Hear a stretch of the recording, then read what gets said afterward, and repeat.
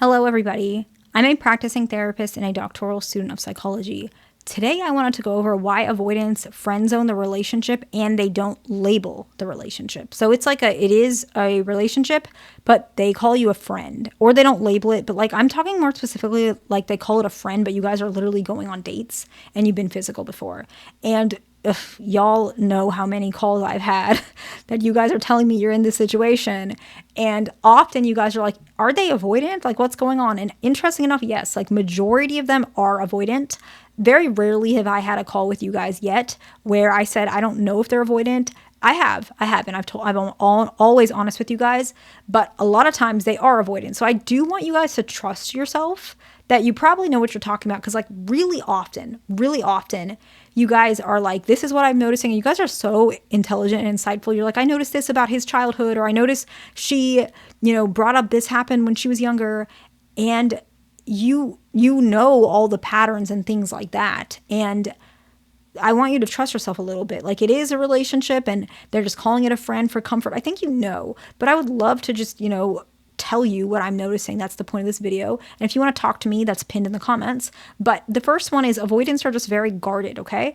And many, once they give themselves to a relationship and they label it, they fall very hard. And so many have been burned by this, okay? And so this is really important. This is a little more common with fearful avoidance.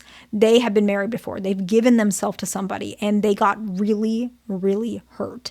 And so they're very, very cautious to let somebody in. Subconsciously, they believe by labeling the relationship, they are letting you know that they're attached to you, okay? This is the part that's really important. They are hiding it from themselves, but they're also hiding it from you so that you don't stomp on their heart, so you don't embarrass them, you don't manipulate them, you don't control them, you don't use it to their advantage, okay? And so this is one of the more common reasons, okay? So it's important to not let their denial scare you. That's probably what we need to, stop on for a moment so we can touch on this. Okay. Don't feed into their denial. If they say that you guys are friends, you can ignore it until you build rapport. And then maybe you can call them out a little bit. You can say, I don't know if this seems like a friendship, but I guess if that's what you want to call it, even if you build it more, you can say, this doesn't seem like a friendship to me. To be honest, it doesn't. That's just my opinion. I can keep it to myself if you want, but I just wanted to tell you because I'm an honest person. You can say it like that, slowly build up those walls because this is not healthy for them to stay like this. It's not. It's not healthy to be in a relationship that you're calling friends and it's not really a friendship. Now, if you both are okay with that, that is fine. That I really can't say is unhealthy or healthy because if you both are okay with it, it's really not my place to judge. But if you're not okay with it, that's what makes it unhealthy because one person is doing one thing in their trauma and the other person is not really appreciating that.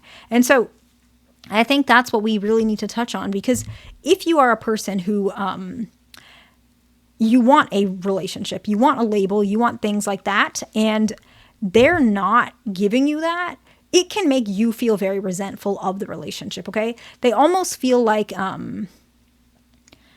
giving you that will make you... It's not that you'll get satisfied, but by you receiving what you want, they feel like you're gonna maybe take them for granted. You're gonna hurt them. That's why I mentioned this a little more common with fearful avoidance because they're very cautious. They don't want to be abused again. They don't want to be hurt again. They don't want to be humiliated. But you still need to challenge those things because the trauma response they're in, they might be stuck like that for a really long time if you don't like push it forward because some of it is like a trauma. It's like sometimes they're frozen in that. So I do think it's important to keep in mind relationships with people like this are difficult, especially if it's a fearful avoidant because the trauma is very rooted. And so that does mean that you're going to have to do some of the legwork too, which I know you guys do. But with a secure person, you're not going to have to do that. So I do want you to keep that in mind. The next one is they're afraid to disappoint you. This one's more common with dismissive avoidance. You may have increased expectations if the relationship is labeled, which yes, you probably will. And it will increase the likelihood for you to get disappointed. So it's important that if your partner is an avoidant, that you can mention that even if they disappoint you, you can you're going to be okay with it. You can show that you can accept disappointment with criticism. So an example is, let's say they said something or they did something that you didn't like. I don't know. They forgot to wish you happy birthday on your birthday. That's disappointing. You can say, I'm disappointed. I wish that you did that. But you don't want to say, I feel like such a fool. You are, I think you hate me. All you do is talk to A, B, and C. You talk to your coworkers. You don't even like me. That makes them feel like, oh, wow. Like I got you so upset about that. It wasn't even intentional. I didn't mean to. I don't want to be part of this. They would think, oh my God, you're a little too emotionally volatile for me. I need to step further from you. Even if they like you, I want to step further. I don't want to label this relationship because you don't seem good for me and I don't seem good for you. That's how they're going to perceive it, even if that's not what you're doing. But they see it like that. They're afraid. And so accepting that disappointment without criticism can really help. Saying something like, it did bother me that, you forgot my birthday, but I will say I could have reminded you. Maybe next year we can try again.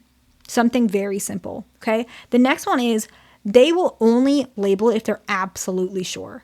Many avoidants are very loyal once they commit, and they're very much in 100%. And so they're very careful about who they give their love to, because a lot of them were taught when they were younger that failure is unacceptable. And, relationships are a failure too, right? Like I think most of us can agree with that.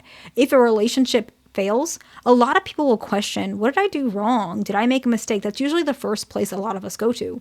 Avoidants are, they're going to do that too. They're going to think, what did I do? Did I make a mistake? Did I pick the wrong person? Did I not compromise enough? They're going to think about the things that they failed about. But the fear of failure is so severe for them that they want to avoid it at all costs. And of course, that's not normal because failure is part of relationships. You're going to fail in a relationship as well. But it's also important that this is just the process that they go through. And so it's going to take some time. You can push them to some extent. And I'm going to talk about that next, how to kind of prompt them to get more closer and comfortable with labeling the relationship. But it's important that it's going to take time. And so what do you do? Being patient is really important. And when you see them open up, trust the process and give them acknowledgement. Give them acknowledgement about the fact that they are committing forward. You can even start using the word our relationship and see how they react. If they're accepting it and taking it, take that as a good sign. Slowly prompt some terminology, talk about positive things about couples, see how they feel about marriage and relationships, not towards you, but in general, on TV, in a movie. And you'll notice a lot of times in the beginning of relationships with avoidance, they're really negative about marriage and relationships. But as the relationship progresses, you can actually see them being more open to even positive benefits about marriage. So let's say, for example, we have an avoidant male and he's saying, oh my God, all wives are just, all they do is sit around and when the husband is at work and she doesn't do anything. She just sits around. She doesn't clean. She doesn't cook. She doesn't care. That's a really negative, that's really negative. People shouldn't be saying things like that, but people do. They might not know any better. They might have trauma. And then later, maybe a year later when you're with him, he might say something like, wow, it's so nice to see two people getting married and making it work. Maybe you guys are watching a movie. He might say he's lucky to have, a wife that's there for him. He might not even care about the specifics he used to talk about. Now he's talking about something completely different. He's so lucky that he has a companion. You'll start seeing those changes and prompt it. Say, yeah, I appreciate that. I agree. You might even call them out a little bit. You might say, I noticed that you have a better view of relationships now. Do you think it's partly because me and you have progressed in ours? Saying something like that can really help. And if you really are comfortable, at one point have a conversation. What's the reason that you hesitate to label this relationship? I think there's something more. What about you? What's the reason for that? We see each other. We're on dates sometimes. Is there something you're afraid of? Talk to them about it. And if you need anything specific, that's pinned in the comments. But I hope this video was helpful to somebody. Please like, subscribe. I'll see you in the next one.